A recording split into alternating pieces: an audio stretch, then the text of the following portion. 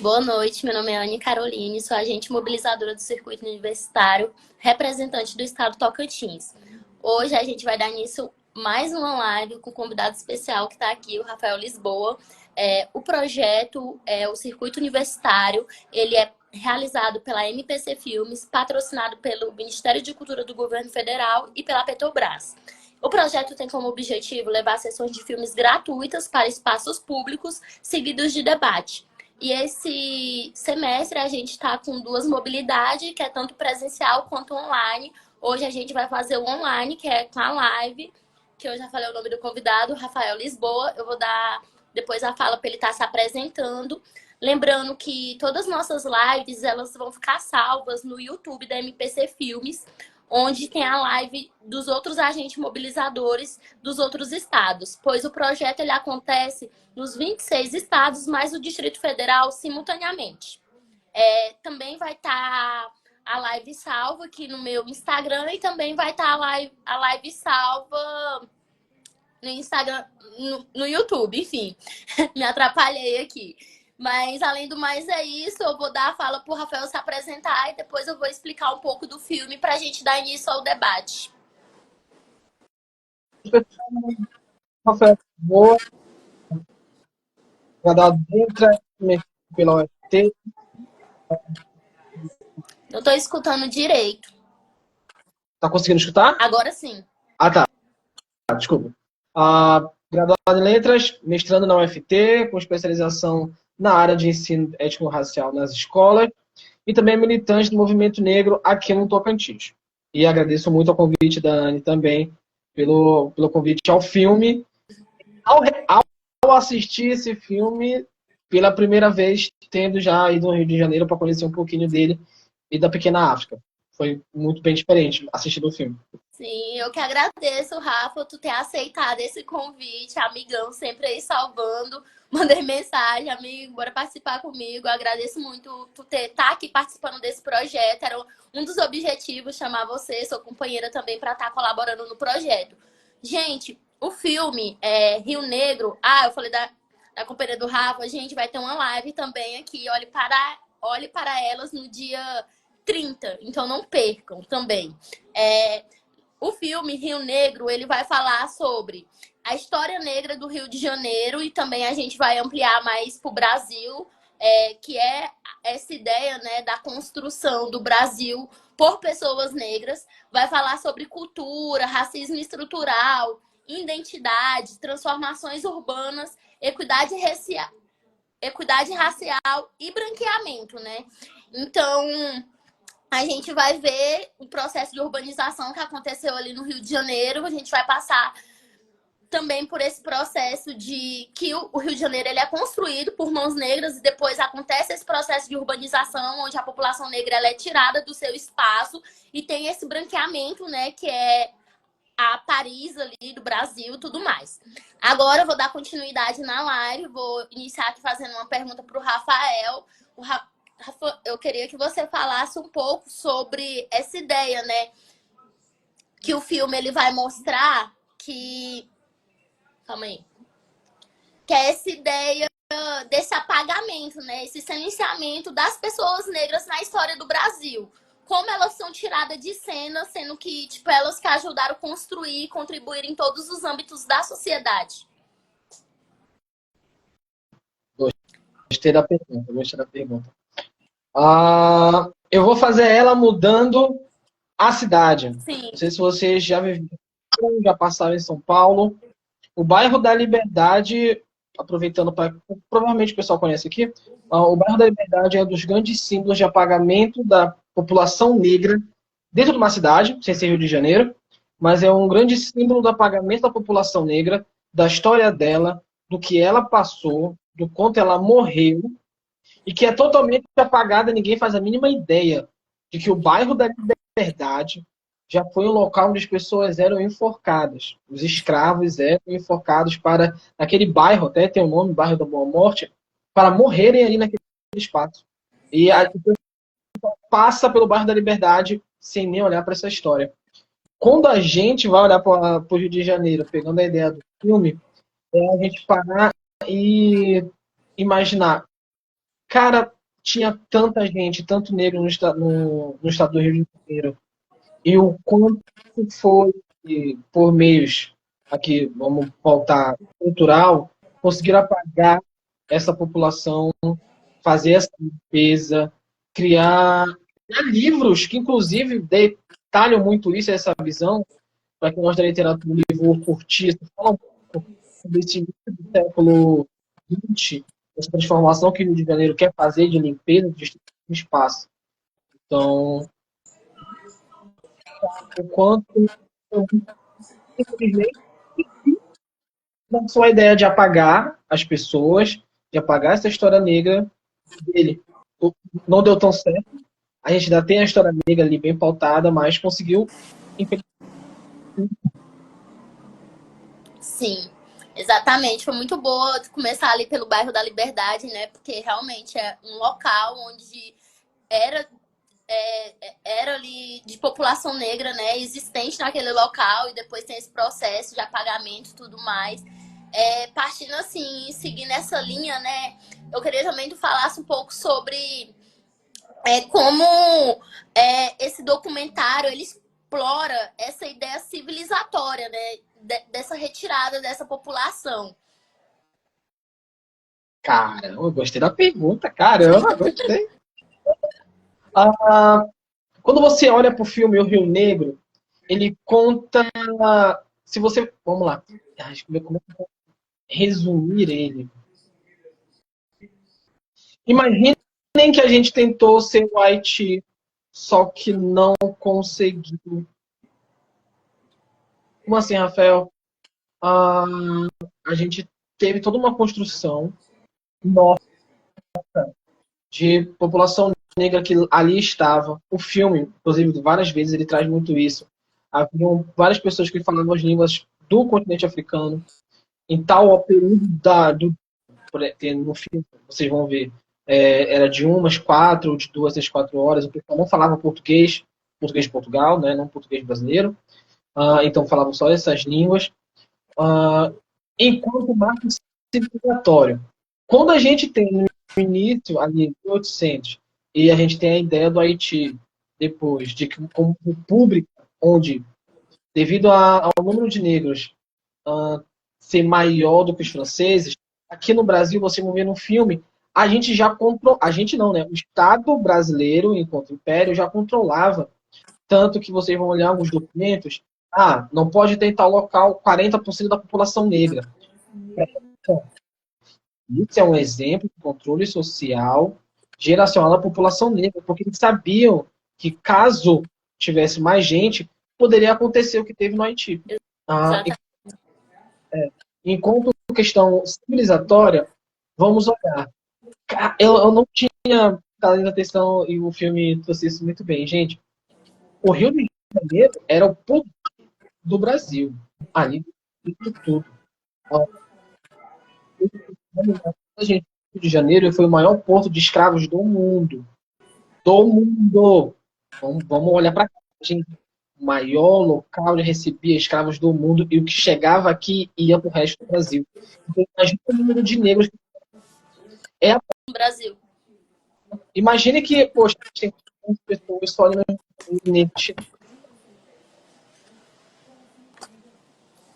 Tô ouvindo. Rio de Janeiro. Né? A Constituição de Rio de Janeiro como esse marco civilizatório. Ele ensinando para o Brasil como deve ser tratado o negro, como deveria ser,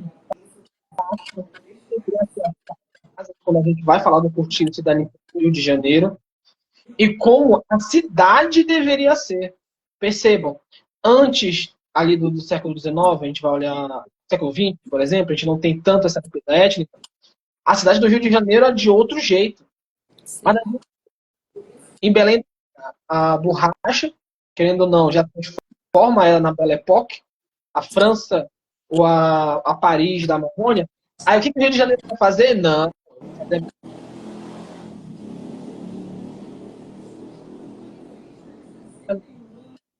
Negro. Então, Vamos olhar que daqui a pouco é carnaval. O filme também traz esse debate. Traz. As primeiras pessoas de carnaval foram as pessoas brancas trazendo da Europa e que olha não é festização, mas a sexualização nesse ponto. Botavam as escravas mais bonitas na frente dos carros. Os senhores de estado disputavam qual carro tinha a escrava mais bonita. As escravas mais para ficar na frente. E é invocado, conseguiu depois pegar essa história e botar como nossa na ideia do carnaval. Só para contar a questão civilizatória. Sim. Só vou mudar bem aqui o microfone, que a Gabi falou que está dando interferência. Ok.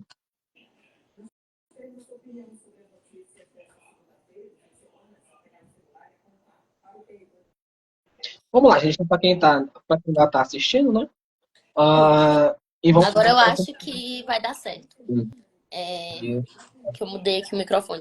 Mas, enfim, é realmente essa ideia, né, do Cais de Valonga ali, um lugar que recebeu bastante pessoas escravizadas, né, e também tem essa ideia de homogeneizar os africanos que vieram para o Brasil como a ideia de um africano só, sendo que vieram vários grupos de várias línguas, de várias etnias, de várias culturas, de várias religiões. Por isso que chama ali o Rio de Janeiro o Quilombo a céu aberto, né, porque são várias vidas ali diferentes, vivendo ali naquele território, e depois tem essa urbanização, que é a de Pereira Passos, né, onde que há esse processo de urbanização. Foi muito boa a jogada que tu fez da Belle Époque, que também estava acontecendo aqui da Amazônia, o ciclo da borracha, que é essa transformação, né, dos estados se parecer com a Europa, e daí iniciam essas grandes construções, e daí é quando a população negra ela vai para esses lugares, né, que ali são chamados de favelas, que são essas comunidades, e lá elas são marginalizadas. E daí, seguindo nessa mesma linha, o documentário ele vai também trazer discussões atuais para o nosso cotidiano agora, né, que é essa desigualdade social, que ela se forma ali também. Quando a população negra ela é tirada do seu lugar, ela é jogada para os lugares mais afastados da cidade, e daí elas começam a se empregar ali nesses empregos subalternos, né, sem formação nenhuma, que é da construção, de predeiro, tudo mais. Não há uma política pública, não há nada que faça essa pessoa ter um estudo, até porque o estudo ali ele também é negado naquela época. E eu queria que tu falasse mais um pouco isso, né? Como esse filme ele contribui para a gente pensar o Brasil agora, né? Um país permeado de desigualdade e onde os maiores afetados ainda são a população negra. Vamos lá. Tem uma frase muito importante durante o filme, gente, que eu ia trazer para vocês, é que ela fala assim: a diáspora, ela também é tecnológica. A gente tem, vamos lá. Todo mundo aqui, quando era para o Rio de Janeiro, né, imagina aquele barco andando ali na Baía da Gávea, aqueles espaços ali. E a gente não para pensar que os especialistas que vieram, primeiro começaram a fazer isso, e foram os primeiros a utilizar também aquele espaço, foram as pessoas africanas. O filme vai apresentar para vocês, como vocês puderem assistir, de que os primeiros, vamos botar assim, velejadores, que faziam esse comércio, andavam por ali, levavam as pessoas também, eram pessoas que manjavam muito, tinham vindo da África. A questão do trabalho. Quando a gente vai olhar, e a gente adora espaços com muitas pessoas, com eventos. A gente tem, nesse período ali, uma quebra muito de leis contra as pessoas. Por que a Anne fala da periferia? Gente, em 1830, o pessoal, a partir de 1830, 1850, a pessoa não tinha direito a comprar uma casa se ela fosse negra, mesmo liberta. Então, só aí você já tem um não morar. Tá? Então, a gente já tem um não morar. Se a gente não tem um não morar, a gente depois, outro racismo estrutural, a gente tem ali na vadiagem, a pessoa vai ficar na rua. Quem ficava mais tempo preso, quem ficava mais na prisão? Novamente. O Rio de Janeiro exemplifica isso muito bem. Quando ele cria teatro municipal, ele cria escolas, ele cria clubes. E um desses espaços possui espaço. Vocês também puderem assistir, é, além das quatro linhas, é um documentário que também fala pelo futebol.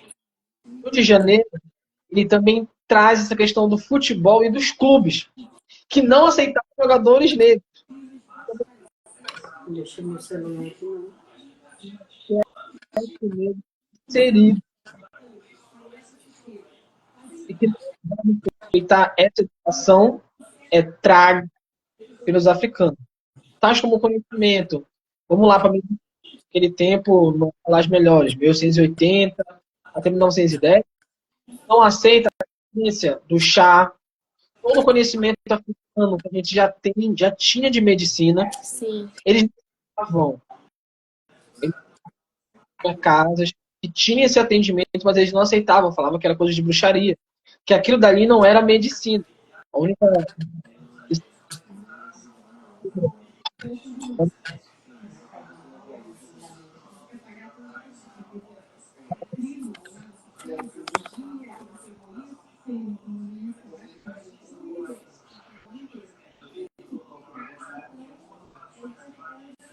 Não tô escutando.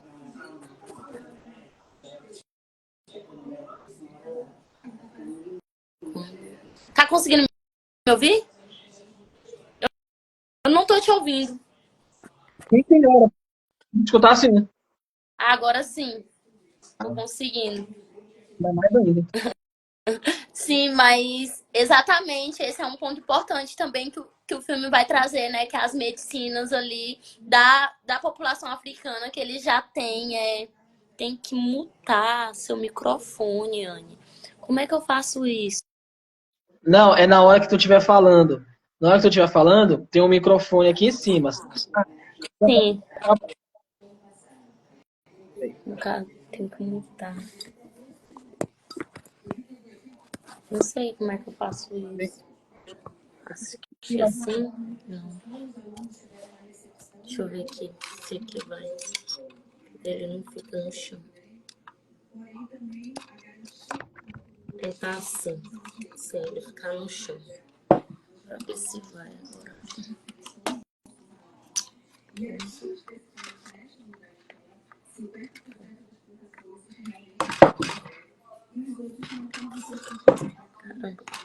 Nossa. Pronto. Acho que agora vai. Mas o filme ele também vai trazer essa ideia, né?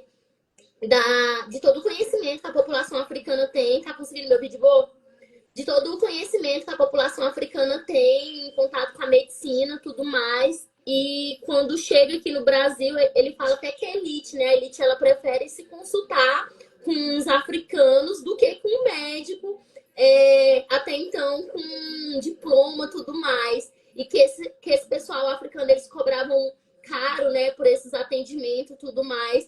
E é uma coisa que vem da ancestralidade africana, esse conhecimento com a medicina, né? O filme ele também vai mostrar, tem uma frase que é muito impactante para mim também, que você já falou um pouco sobre isso, que é quando o projeto da República do Brasil foi não ter projeto para a população negra. Então, tu já falou, né, dessa criação, dessas leis que criadas ali para inibir a população negra ter algum direito, né? Ter direito à moradia, ter direito à saúde, ter direito a direitos básicos. Ter direitos básicos. E a população negra, ela, mesmo assim, ela consegue, né, se reinventar e resistir nesses espaços que ela tá ali permeada, assim, de desigualdade, lugares subalternos. A gente vê que tem essas partes no filme. Tem uma parte que me choca bastante também, que é a bandeira, né? Que inicia com a bandeira de Abdias Nascimento, que é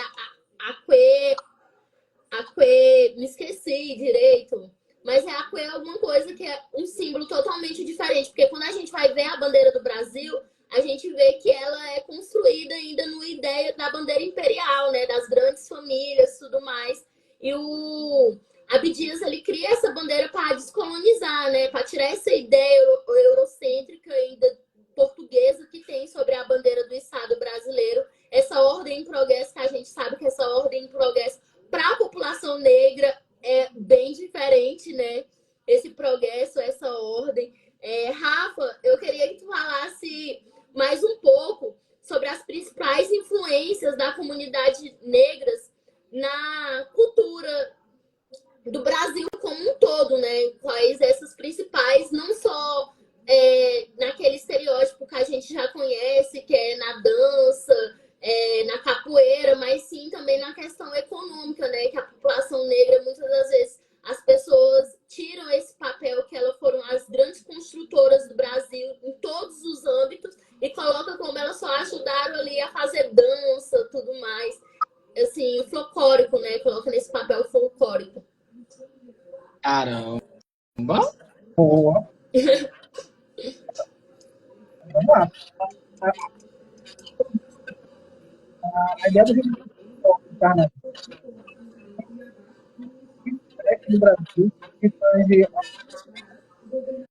junto à cultura. O que começou como uma ideia do branco de criar pessoas negras ali para ser mais bonita, acabou virando para a gente uma forma de ganhar dinheiro. Como a Anne falou, a gente conseguiu transformar o carnaval em algo nosso, para a gente poder ganhar dinheiro, para a gente conseguir alforriar as outras pessoas. Um outro exemplo que a gente tem é na Bahia, no Pelourinho.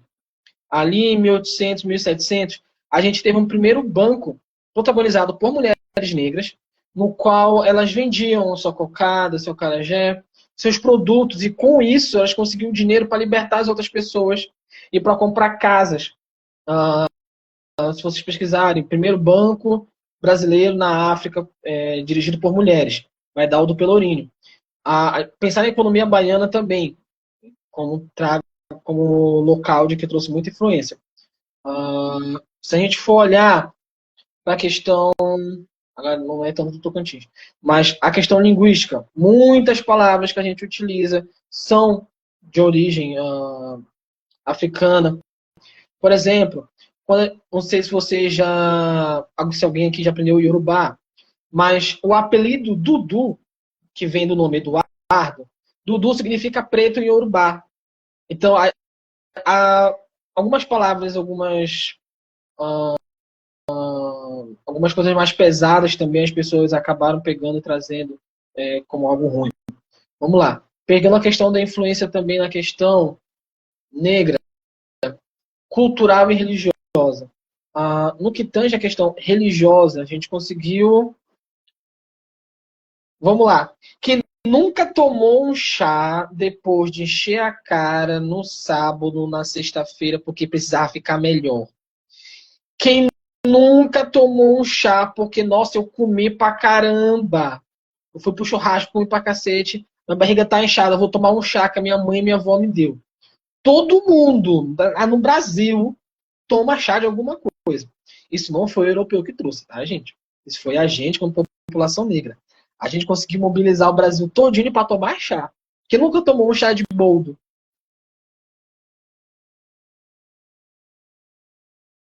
Rapidinho, desculpa.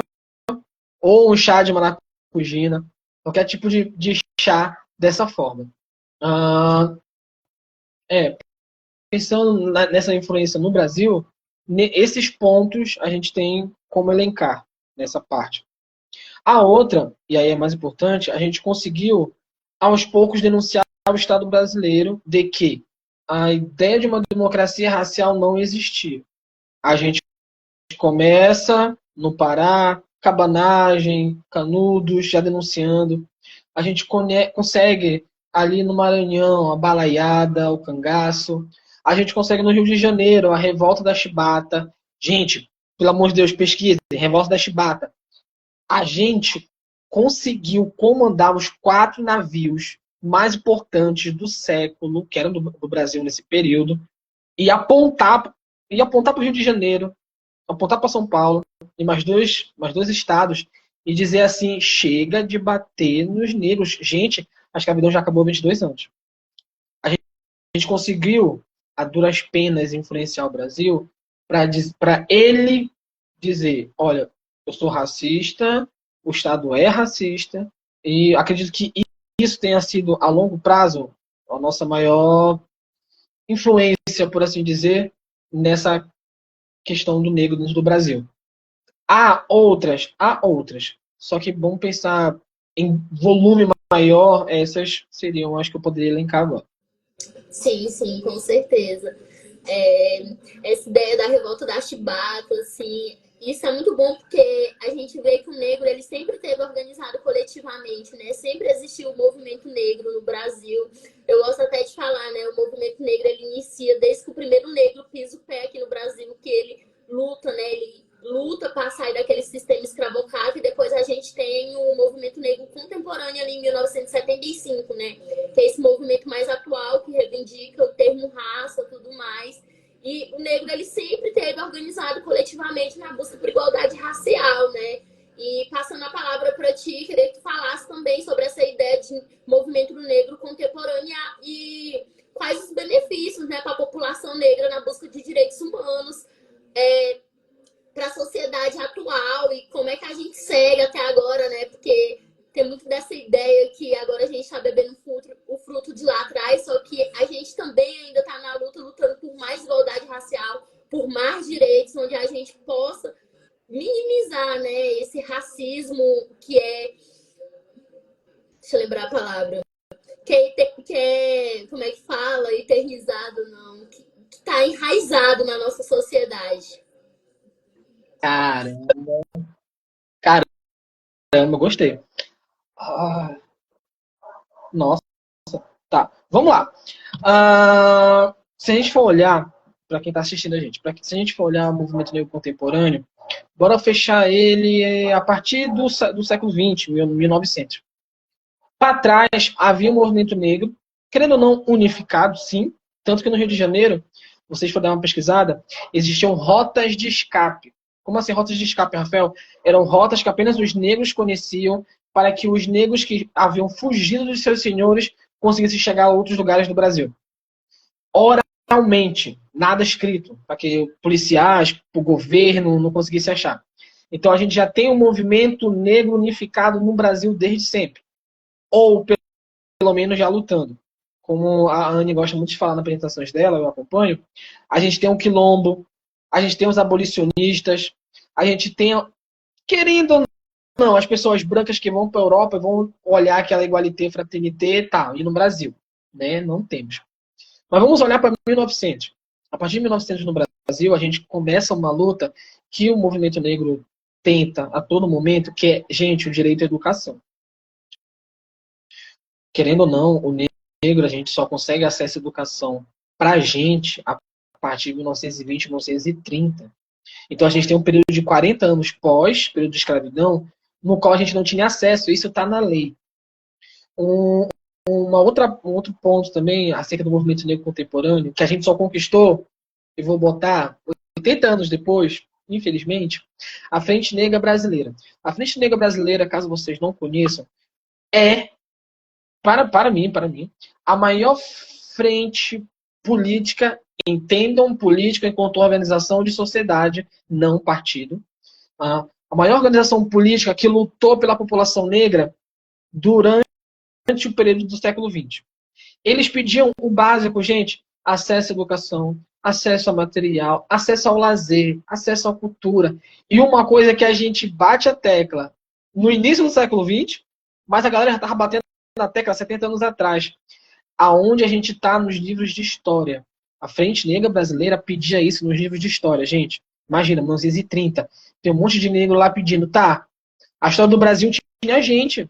Cadê a revolta da chibata? Cadê o que o pessoal já fez? Aí a gente sai de 1930, bora para 1980, a gente tem um movimento negro unificado que ajuda também a criar a Marcha de Zumbi, para a gente, é o primeiro centenário, né, da libertação. Então a gente fica pensando assim, poxa, o que o movimento negro trouxe para as pessoas, tem trago na atualidade? A questão do sistema de cotas, que tem ajudado bastante. Os crimes de racismo, vamos lá, gente. Infelizmente, aí é um BO nosso, isso porque a gente foi desmantelado. A gente tem 1950, 1955, a tipificação do crime de racismo, mas não foi por causa da gente. Foi por causa que uma americana veio aqui, foi proibida de entrar dentro de Copacabana, e ela achou errado, e foi denunciar para o Estado americano.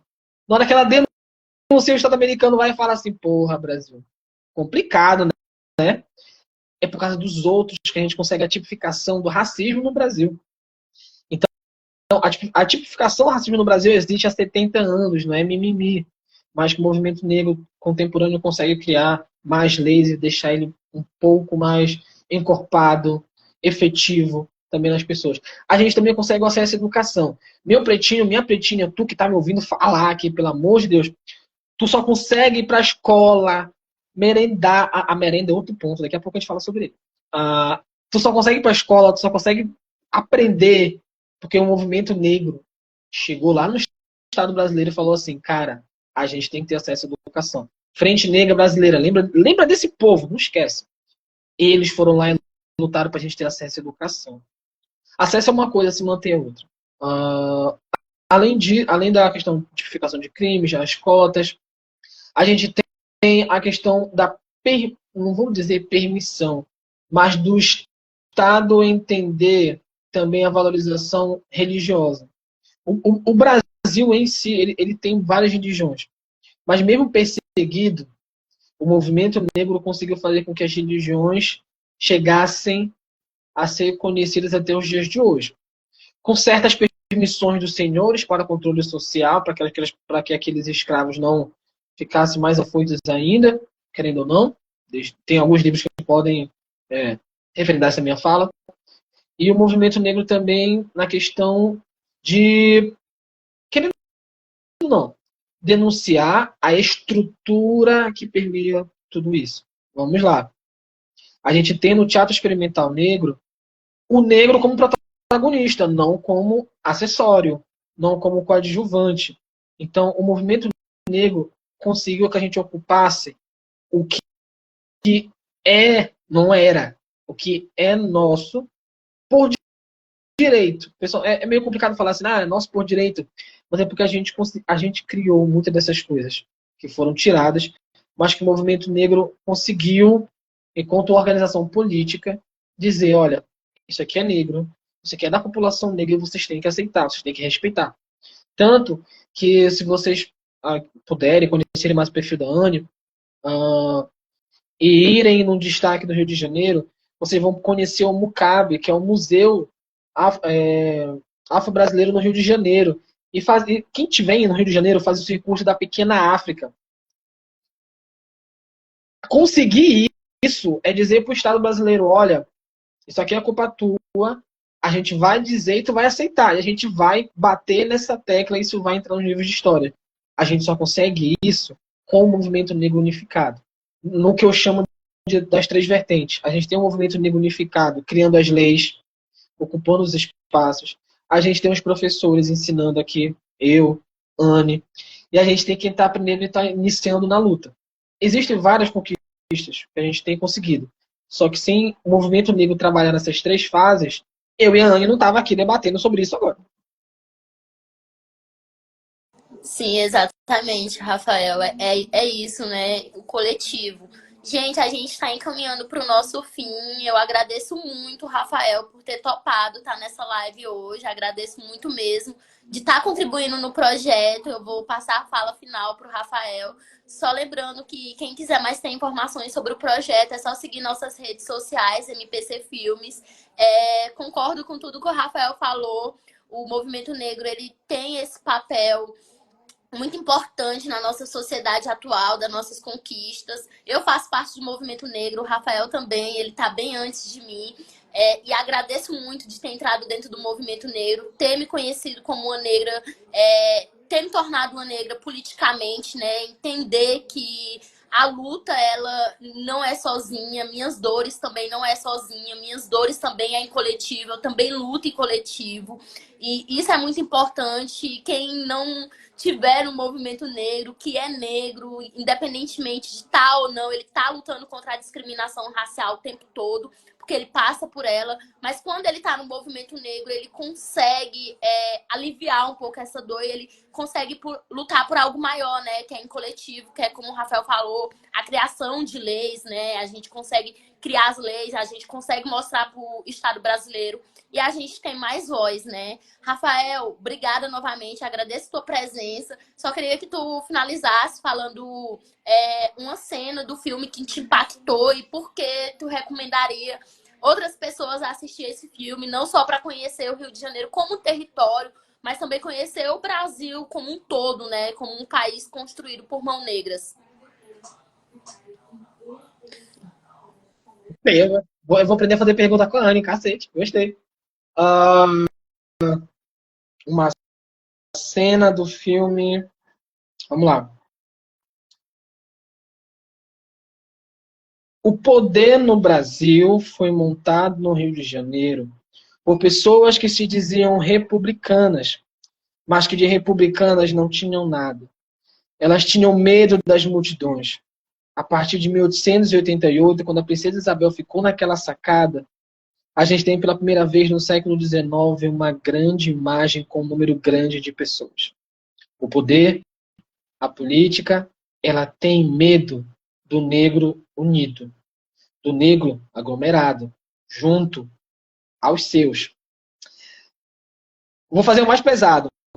Não pensem que Brasília... para vocês aproveitar o que a Anne falou sobre outros lugares. Não pensem que Brasília foi construída para ser bonita, para ser mais organizada. Não. A política, enquanto poder, olhou para o Rio de Janeiro e falou: se a gente não tirar o poder daqui, aqui vai ser o nosso novo Haiti. É por isso que Brasília é construída, para não ver o povo negro aglomerado. Se a gente fosse fechar no filme, essa é a cena mais importante. O poder político tem medo do negro unido. E é por isso que ele cria Brasília. Sim, exatamente. Tinha me esquecido dessa parte principal do filme, né? Que é essa construção de Brasília para tirar o foco dali, por conta que ali é um país, um estado totalmente negro, né? E a ideia do Haiti, que ainda permeia ali por muito tempo na nossa sociedade. Exatamente. Aí daí traz por norte do estado tudo mais. E tem essa higienização ali em Brasília também, né?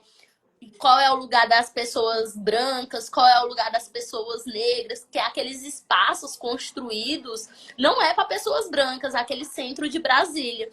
E daí, afundando mais, né, a gente chega em Palmas, que é um lugar... Taquaralto, por exemplo. Desculpa. Pode continuar, né? Vai continuando. Palmas e Taquaralto. Palmas e Taquaralto, Brasília, Ceilândia, como os espaços são construídos para trabalhador aqui, poder aqui. Só para...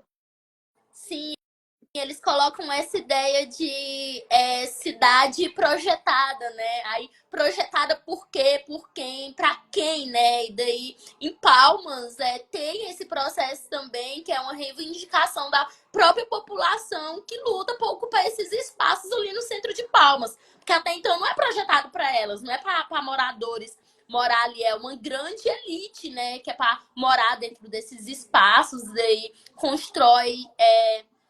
esses outros lados para a população negra se morar. Agora tem 7 pessoas na live, a live tá acabando, gente. Mas é isso.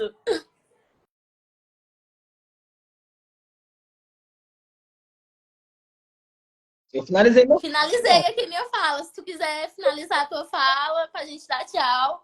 Ah, se vocês puderem, assistam o Rio Negro. Vocês vão entender o que é um quilombo urbano, o que é ele ser criado, o que é ele ser mantido, o que é ele ser destruído. Mesmo que mesmo que o Rio seja negro, mas é como ele foi destruído para que não houvesse uma revolução e essa revolução ganhasse o Brasil. Assistam o Rio Negro, do começo. Sim. Então é isso, gente. Tchau, até a próxima. Amanhã a gente não tem live, mas depois a gente tem live novamente. Eu vou avisando aqui vocês. Sigam nossas redes sociais. Beijo, Rafael. Obrigado por todos que contribuíram e participaram aqui. Tchau.